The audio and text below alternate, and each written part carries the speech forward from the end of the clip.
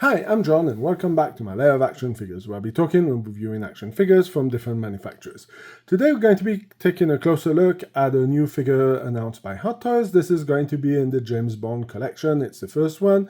They decided to go with the movie No Time to Die. Of course, this is Daniel Craig. So let's have a look at the pictures and I will give you my point of view on this figure. So as we can see, Hot Toys has done a pretty good job with the health sculpt. I'm not a big fan of them going with No Time to Die as a figure. The suit looks kind of interesting. I would have preferred they went with another more iconic movie than No Time to Die.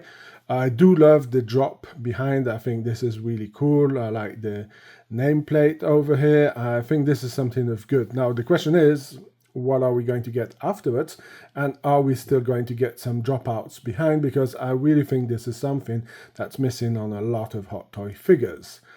Of course, you can remove the vest. This is something also is very interesting. As you can see, there seems to be a very good posability of the figure. That means the tissue must be not too thick. Now, I'm kind of wondering if you're going to be able to get the same kind of result if you're going to leave the jacket on. Now, the figure itself looks pretty great. I mean, of course, it's Hot Toys. I'm not kind of a fan of the weapon. I think it looks pretty cheap, but the rest of it looks pretty good. Now, of course, it looks like he also has the moving eyes. So here we got a pose. I guess this is going to be pretty thick, and I guess you won't be able to do some kind of cool poses with the vest on. I guess it's going to be more to leave it as a classic version. As you can see, they don't move too much over here on the shoulders, so I guess this could be a bit problematic. You can see the police over here, so I guess there's going to be some issues with doing this kind of tissue version of it, but hey, I could be wrong. Let's see about it. As you can see, I went a bit fast over here. Yeah, they're not rising up too much, so it must have some posability problems. Yeah, the figure looks good. Cannot say anything about it. Really did a fantastic job again. Now, my big issue about it is, are we going to get more figures in this line? Because this is something with Hot Toys, we know you have a license.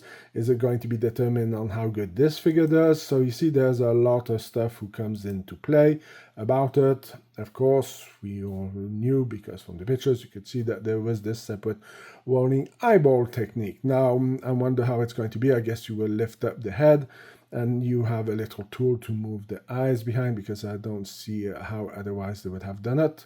The hair doesn't seem to be coming off, so I guess that's what they did. In elite costume, we'll have to see how that one ages.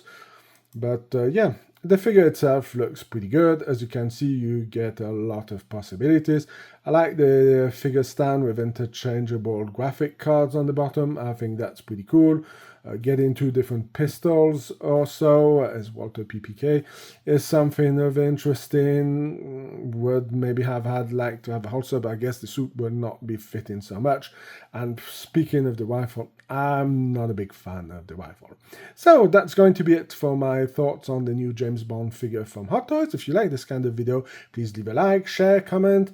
If you have any suggestions, please leave them in the suggestion part. And also, you can go and check out my Facebook page, Instagram page, where I will upload a lot of pictures and other things that I talk about. Until then, I hope you have a fantastic day, and I hope to see you in my next video. Bye!